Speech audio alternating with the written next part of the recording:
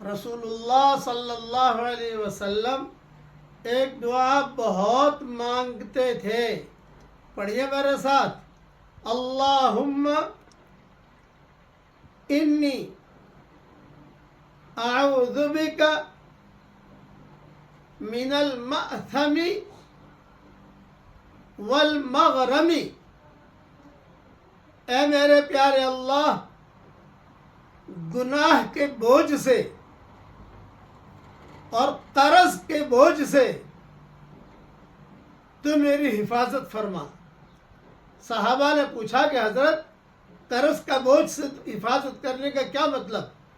تو آپ نے فرمایا قرض دار جو ہوتا ہے وہ جھوٹ بہت بولتا ہے اور وعدہ خلافی بہت کرتا ہے. کل دوں گا، پرسوں دوں گا، اور جھوٹ بولتا رہتا ہے. تو یہ منافق کی نشانیاں ہیں. اس لیے قرض کا بوجھ نہیں ہونا چاہیے. یہ حدیث جو میں نے بیان کی یہ صحیح بخاری شریف میں ہے.